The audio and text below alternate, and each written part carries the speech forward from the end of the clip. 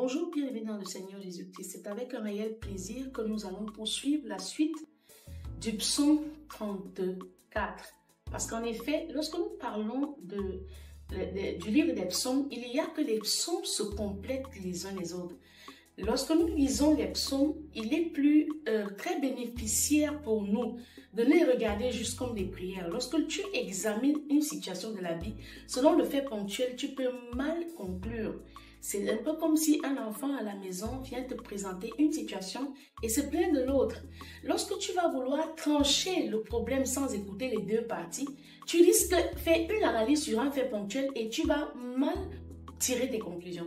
Donc c'est ainsi que les psaumes sont complémentaires les uns des autres et les psaumes nous permettent de manifester notre foi. En fait, les psaumes sont des exercices d'application de tout ce que nous aurons retenu de la parole de Dieu pour voir comment se positionner dans la vie courante. C'est ça les psaumes.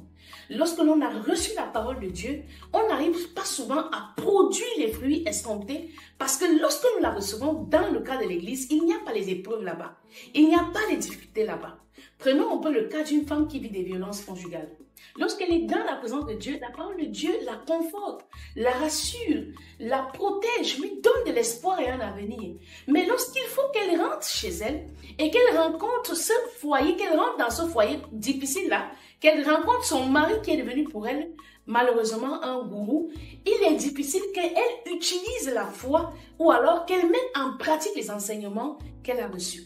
Donc, les psaumes nous permettent désormais de voir comment est-ce que nous pouvons mettre à profit pour nous la parole que nous recevons dans les églises locales, la parole que nous recevons dans nos assemblées, comment est-ce que nous pouvons la juxtaposer dans les réalités du quotidien. Lorsque je suis face à une difficulté, il faut que la parole que j'ai reçue se lève comme un standard dans ma vie pour prendre ma place, parce que ce n'est plus moi qui vis, mais c'est Christ qui vit en moi. Qui est Christ? C'est sa parole.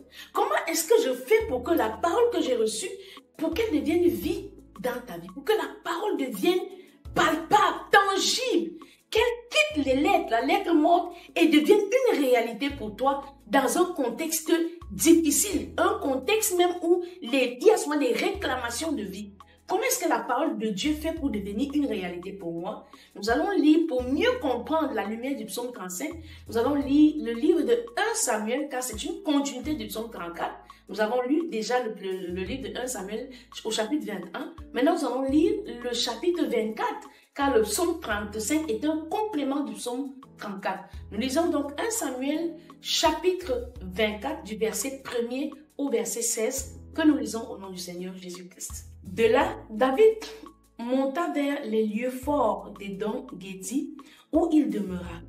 Lorsque Saül fut revenu de la poursuite des Philistins, on vint lui dire, voici, David est dans le désert d'En-Guédi. Saül prit 3000 hommes d'élite sur tout Israël, et il alla chercher David et ses gens jusque sur les rochers des boucs sauvages. Bien-aimé dans le Seigneur, il faut que tu comprennes que lorsque Saül va à la recherche de David, et avec l'armée d'Israël et les élites de cette armée, il va comme ça à la recherche de l'homme qui vient de sauver Israël de Goliath, qui vient de sauver Israël de l'emprise des Philistins. Donc, beaucoup de personnes à qui nous avons fait du bien ne nous rendront pas ce bien-là. Beaucoup de personnes à qui nous avons donné notre amour ne nous le rendront pas. Même des gens que nous avons sortis des situations malheureuses, même se lèveront pour nous combattre.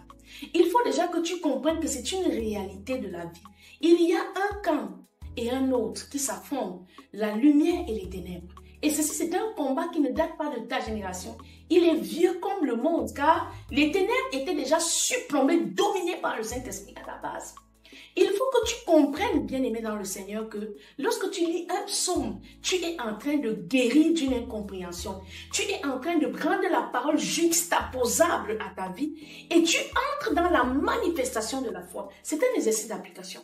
Si à force tu lis les psaumes dans la compréhension où tu écoutes cette émission à la lumière des psaumes, tu ne te poseras plus de questions. Tu sauras quoi faire, à quelle situation et à quel moment appliquer telle parole, telle promesse de la parole qui peut être une épée qui va venir trancher de ce combat-là.